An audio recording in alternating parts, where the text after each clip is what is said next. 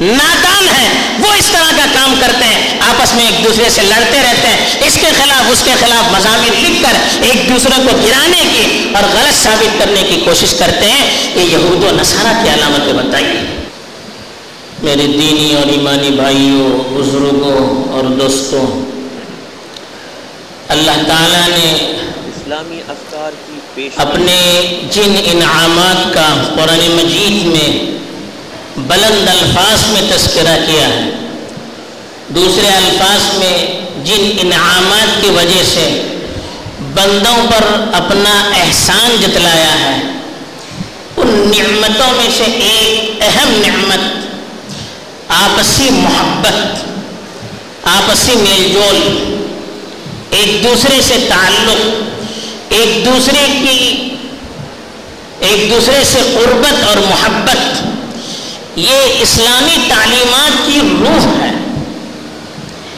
اگر آپ اسلام کے معاشرتی احکام کا مطالعہ کریں گے تو اس میں جن چیزوں سے اسلام نے روکا ہے ان میں سے اکثر و بیشتر وہ چیزیں نظر آئیں گی جن کے کرنے سے آپسی تعلقات میں رکھنے پڑتے ہیں، آپسی تعلقات کمزور ہوتے ہیں، انسانی معاشرہ جس سے کمزور ہوتا ہے، آپس میں دشمنیاں پیدا ہوتی ہیں۔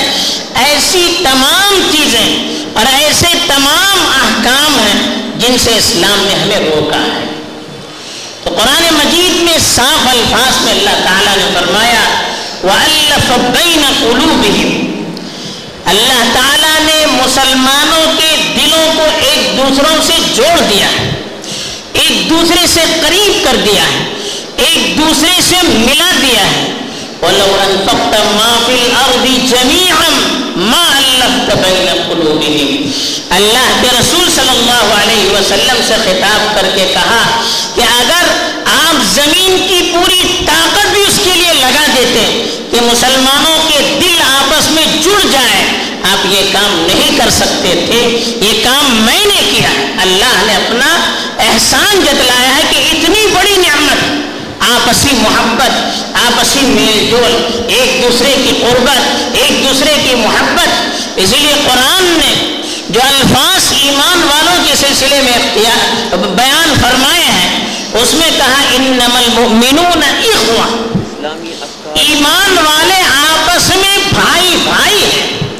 اسے ایک بھائی دوسرے بھائی کا ہمدرد ہوتا ہے، ایک بھائی دوسرے بھائی کی فکر کرتا ہے، ایک بھائی جیسے دوسرے بھائی کے دکھ درد میں شریک رہتا ہے، ایک بھائی اپنے دوسرے بھائی کے تعاون کے لیے ہر وقت تیار رہتا ہے، جیسے ایک بھائی اپنے بھائی کی کمزوریوں کو نظر انداز کرتا ہے۔ اسی طرح سے مسلمان آپس میں ایک دوسرے کے بھائی بن کر رہنا چاہیے۔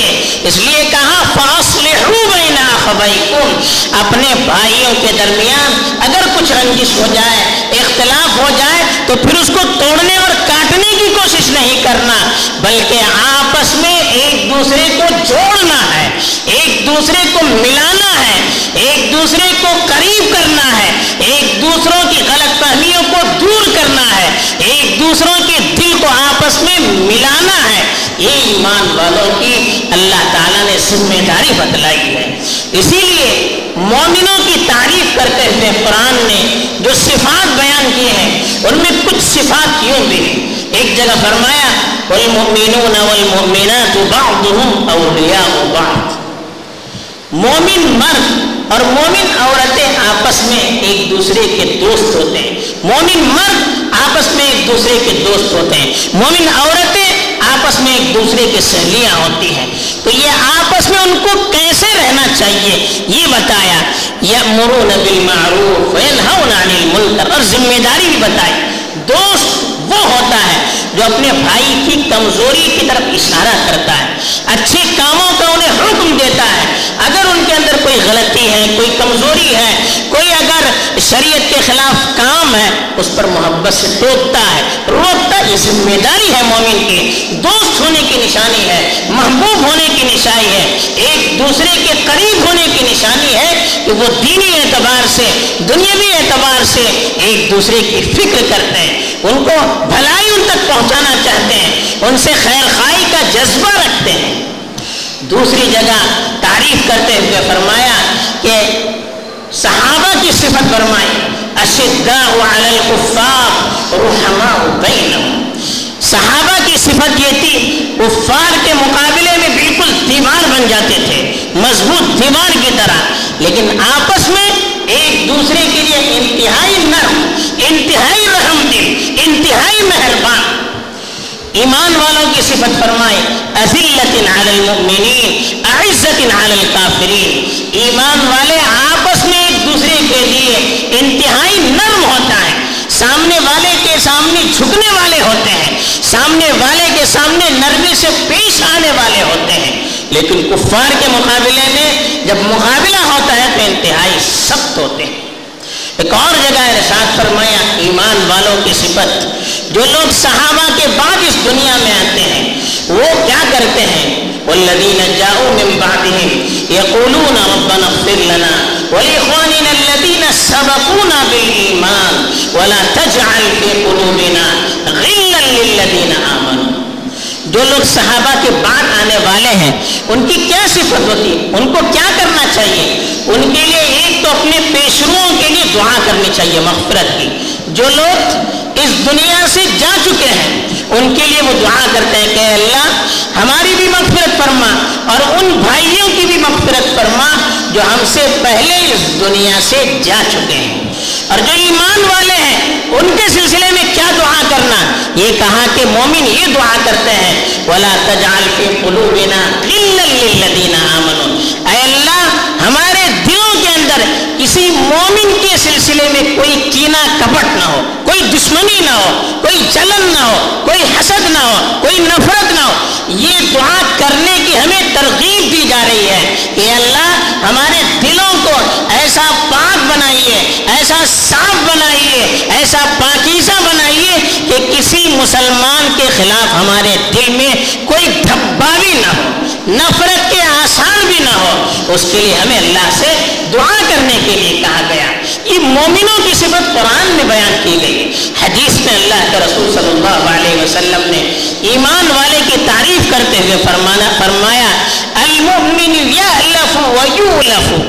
مومن ایک دوسرے سے جڑنے والا ہوتا ہے اور لوگ بھی اس سے جڑتے ہیں۔ یعنی ایمان والے کے اخلاق اتنے نرم اور اتنے بہترین ہوتے ہیں کہ وہ ایمان والا ہر ایک کو اپنے ساتھ جوڑتا ہے اور دوسرے لوگ بھی اس کو اپنے ساتھ جوڑتے ہیں۔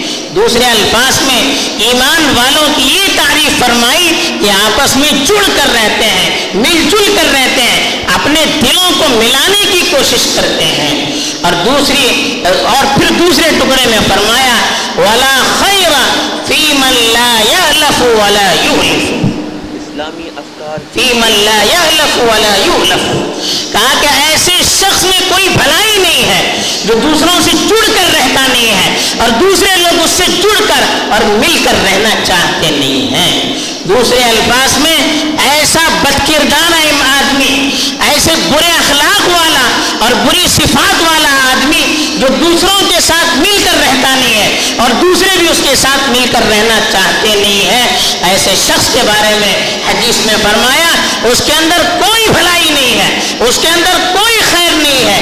وہ شخص معاشرے کے لیے کبھی بہتر نہیں ہو سکتا جو دوسروں سے مل کر رہنا چاہتا نہیں اور دوسرے بھی اس کی بد اخلاقی کی وجہ سے اس سے قریب آنا اور اس پہ جڑ کر رہنا چاہتے نہیں ہیں۔ یہ حدیث میں صاف فرمایا۔ دوسری جگہ دوسرا پہلو اس کے مقابلے میں آپسی انتشار کو، آپسی اختلافات کو، آپسی دشمنی کو اللہ تعالیٰ نے اپنے عذاب کے ساتھ ذکر کیا ہے۔ ایک آیت میں 3 قسم کا عذاب فرمایا، تین قسم کے عذاب کا تذکرہ کرتے ہوئے فرمایا قل هو القادر على ان يبعث عليكم عذابا من فوقكم او من تحت ارجلكم او يلبسكم شيعا ويذيق بعضكم بأس بعض۔ انتہائی دھمکیانہ انداز میں اللہ نے فرمایا آپ کہہ دیجئے کہ اللہ اس بات سے بھی قادر ہے کہ آسمان سے ان پر کوئی آفت لے آئے، زمین سے کوئی آفت لے آئے، یعنی آسمان سے پتھروں کی بارش ہو جائے، آسمان سے بارش ایسی آ جائے طوفانی کے لوگ تباہ ہو جائیں، زمین پھٹ جائے، اس طرح کے عذاب لانے پر بھی اللہ تعالیٰ قادر ہے۔ تو پہلی قسم عذاب کی یہ فرمائی، اللہ تعالیٰ اس بات پر بھی قادر ہے کہ آسمان سے کوئی عذاب لے آئے۔ دوسری چیز فرمائی، اس بات پر بھی اللہ تعالیٰ قادر ہے کہ زمین سے کوئی عذاب لے آئے۔ تیسری شکل فرمائی، یا اس بات پر بھی اللہ تعالیٰ قادر ہے کہ آپس میں ایک دوسرے کے اندر اختلافات پیدا کرے اور ایک دوسرے کو آپس میں لڑا کر آپس میں تکلیف میں مبتلا کرے، اس پر بھی اللہ قادر ہے۔ یعنی آپسی دشمنیاں، آپسی اختلافات، آپسی رنجشیں، یہ بھی اللہ کے عذاب کی ایک نشانی ہے، یہ بھی ایک اللہ کا عذاب ہے۔ کچھ ظاہری عذاب ہوتے ہیں، کچھ اندرونی عذاب ہوتے ہیں، تو اندرونی عذاب آپسی انتشار ہے، تو اللہ تعالیٰ نے اس کو اپنے عذاب کے زمرے میں داخل کیا ہے۔ اور آپس میں دشمنیاں کن کی ہوتی ہیں، آپس میں لڑتے کون ہیں؟ قرآن نے منافقوں کا تذکرہ کیا، یہودیوں کا تذکرہ کیا، عیسائیوں کا تذکرہ کیا اور کہا کہ یہ لوگ آپس میں لڑنے والے ہیں۔ منافقوں کا تذکرہ کرتے ہوئے کہا منافق وہ کہلاتے ہیں جو دل سے تو مومن نہیں ہوتے ہیں، صرف زبان سے ایمان کا اقرار کرتے ہیں، مسلمانوں کو دھوکہ دیتے ہیں۔ منافقوں کے سلسلے میں اتنی سخت وعید سنائی، ان المنافقین فی الدرک الاسفل من النار، یہ منافق جہنم کے سب سے نچلے طبقے میں ہوں گے، سب سے بڑا عذاب ان کو ہوگا۔ ان کا تعارف کرتے ہوئے کہا بأسهم بینہم شدید، یہ منافق ان کی آپس میں دشمنیاں بڑی سخت ہوتی ہیں۔ تحسبهم جميعا وقلوبهم شتى، آپ یہ سمجھتے ہیں کہ وہ آپس میں متحد ہیں، حالانکہ ان کے دل آپس میں مختلف ہیں۔ یہ منافقوں کی نشانی بتلائی کہ ظاہر سے تو ملے ہوئے رہتے ہیں، اندر سے دل ایک دوسرے کے خلاف ہیں، دل ایک دوسرے سے نفرت کر رہے ہیں، دل ایک دوسرے سے روٹے ہوئے ہیں، دل ایک دوسرے سے ٹوٹے ہوئے۔ یہ منافقوں کی نشانی بتلائی، ایمان والوں کی نشانی نہیں بتلائی۔ اسی طرح سے یہود و نصارہ کا تذکرہ کرتے ہوئے قرآن نے صاف کہا وقالت اليهود ليست النصارى على شيء وقالت النصارى ليست اليهود على شيء وهم يتلون الكتاب، کہا کہ یہودی کہتے ہیں کہ نصارہ کی کوئی حقیقت نہیں، نصارہ کہتے ہیں یہودیوں کی کوئی حقیقت نہیں ہے، حالانکہ وہ سب کتاب پڑھتے ہیں۔ یعنی یہودی نصارہ کو غلط قرار دیتے ہیں، نصارہ یہودیوں کو غلط قرار دیتے ہیں، حالانکہ ان کی کتابوں میں ہے کہ دونوں صحیح ہیں، دونوں اپنی کتابوں کو پڑھتے ہیں، لیکن دشمنی اتنی ہے، سب کچھ معلوم ہونے کے باوجود آپس میں ایک دوسرے کے خلاف لڑتے رہتے ہیں، ایک دوسرے کو غلط ثابت کرنے پر تلے رہتے ہیں۔ یہ یہود و نصارہ کی نشانیاں کا۔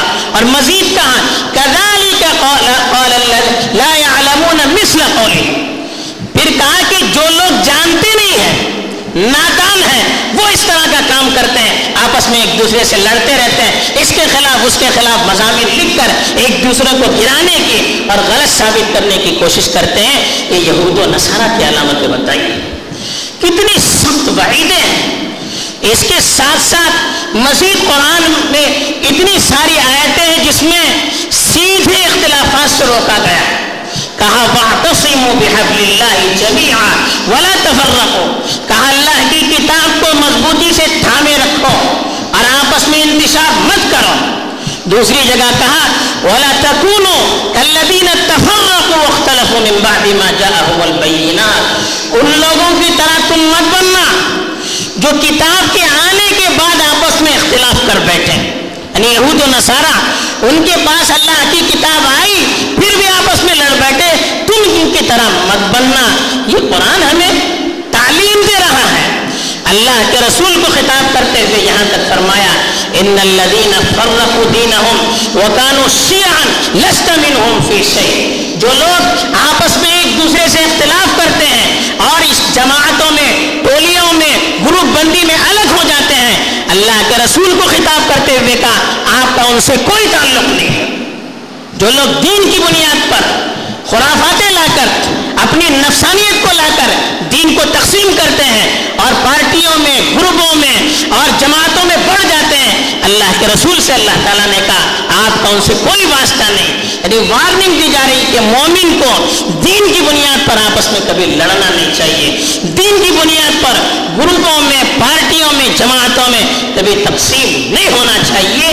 یہ وارننگ دی جا رہی ہے. اور یہاں تک حدیث نے صاف فرمایا کہ من فرق بین امر المسلمین وہی جمیع فاضربوه بالسیف کائنا من کان او کما قال علیہ الصلوۃ والسلام. کہا کہ مسلمان جب آپس میں متحد ہوں, ایسے موقع پر اگر مسلمانوں میں کوئی اختلاف پیدا کرتا ہے, ان میں انتشار پیدا کرتا ہے, تو اس کی گردن تلوار سے اڑا دیجئے, چاہے وہ کتنا بڑا آدمی کیوں نہ ہو.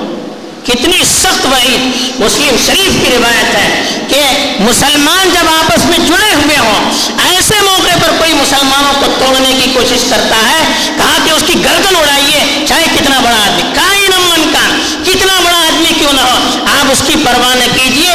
اس لیے کہ آدمی ذاتی طور پر کتنا بڑا ہو, اس کا فائدہ اس کو ہو سکتا ہے, لیکن امت کو توڑے گا, اس کا نقصان پوری امت میں ہو جائے گا.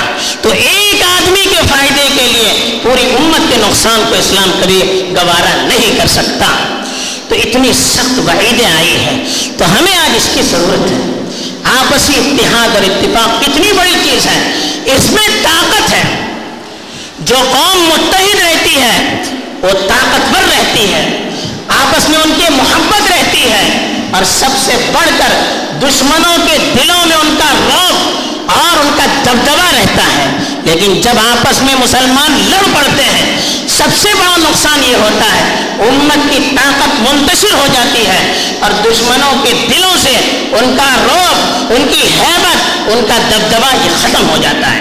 اسی لیے کہا وَلَا تَنَازَعُوا فَتَفْشَلُوا وَتَذْهَبَ رِيحُكُمْ. کہا کہ آپس میں اختلافات مت کرنا, تم ناکام ہو جاؤ گے. سختی سے کہا آپس میں اختلافات مت کرنا, تم ناکام ہو جاؤ گے, تمہاری طاقت ختم ہو جائے گی, ہوا اکھڑ جائے گی. اسے غبارہ اڑتا رہتا ہے, ہوا نکل جائے تو دھڑ سے گرتا ہے, کوئی وقت نہیں رہتی ہے. ایسے ہی امت جب آپس میں لڑ پڑتی ہے, پوری طاقت ختم ہو جاتی ہے, پوری ہیبت ختم ہو جاتی ہے, پورا اس کا دبدبا ختم ہو جاتا ہے, اور وہ غارت ہو جاتی ہے. دشمن کووں اور چیل کی طرح اس پر ٹوٹ پڑتے ہیں, اور پھر اس کو تباہ اور برباد کر دیتے ہیں. تو ہمیں سوچنا چاہیے کتنا بڑا اللہ کی طرف سے اس پر کتنی بڑی وعید سنائی گئی ہے, اور کتنا بڑا مقام ہے آپسی محبت کا, آپسی الفت کا. اس کے لیے کچھ قربانی دینے کی ضرورت پڑتی ہے. ایک معاشرے میں رہیں گے اونچ نیچ ہو ہی جاتی ہے, لیکن آپس میں مل جل کر رہنے کے لیے کچھ قربانیاں دینی پڑتی ہے, کچھ دبنا پڑتا ہے, کچھ برداشت کرنا پڑتا ہے, اور کچھ چیزوں پر اپنی زبان کو خاموش رکھنا پڑتا ہے تاکہ ملت جڑی رہے. اسی لیے کہا وَاصْبِرُوا. اگر امت کو بچانے کے لیے, اگر اتحاد سے رہنے میں اگر کوئی دشواری پیش آئے, کوئی تکلیف ہو جائے, تو آپ اس پر صبر کیجئے, آپ اتحاد پر ڈٹے رہیے, اپنے نفس کو دبائے رکھیے. نفس بدبودار چیز کی طرح ہے. بعض بزرگوں نے مثال دی ہے, گوبر جیسے ہوتا ہے, گوبر بدبودار ہوتا ہے. گوبر کو اگر ناریل کے درخت کے نیچے دبا کر ڈالا جاتا ہے تو وہ اچھا پھل دیتا ہے. اگر اسی گوبر کو اوپر رکھا جائے تو بدبو سے سب کو تکلیف ہو جاتی ہے. نفس ابھارتا ہے غلط چیزوں پر, نفس غلط چیزوں کی طرف دعوت دیتا ہے, نفس ہمیں ورغلاتا ہے. اگر ہم اپنے جذبات کو دبائیں گے تو اللہ کی طرف سے ہمارے دلوں پر ایسے انعامات ہوں گے, ایسے الہامات ہوں گے کہ ہم تصور نہیں کر سکتے. لیکن اگر ہم نے نفس جن چیزوں کی طرف ہمیں ابھارتا ہے, اس کی وجہ سے ہم نے زبان پر اس کو لا کر معاشرے میں اس کو عام کرنا شروع کر دیا, تو ایسی بدبو پھیلے گی کہ ہم بھی برباد ہو جائیں گے, ملت بھی برباد ہو جائے گی. تو اس کی آج ضرورت ہے, پھونک پھونک کر قدم رکھنے کی ضرورت ہے. ہمیں پتہ نہیں چلتا, ہمارا ایک لفظ ملت کی پوری اتحاد کی دیوار کو توڑ سکتا ہے. ایک لفظ بولنا ہے تو پھونک کر بولنا ہے, ایک لفظ لکھنا ہے تو پھونک کر لکھنا ہے. پتہ نہیں اس کا اثر کیا ہو جائے, ہم نے کہہ دیا خاموش ہو گئے, ہمیں پتہ بھی نہیں چلا کیا ہو رہا ہے ملت ملت کے اندر ہمارے ایک لفظ کی وجہ سے ہم نے لکھ دیا، خاموش ہو گئے، لیکن اس کی وجہ سے ملت کا کتنا بڑا نقصان ہو رہا ہے ہمیں اس کا پتہ نہیں چلتا ہے. تو اس لیے اس پہلو پر خاص طور پر توجہ دینے کی ضرورت ہے. اللہ تعالیٰ سب سے پہلے مجھے بھی اس صفت پر کاربند رہنے کی توفیق دے، آپ کو بھی توفیق دے. آمین. وآخر دعوانا الحمد للہ رب العالمین.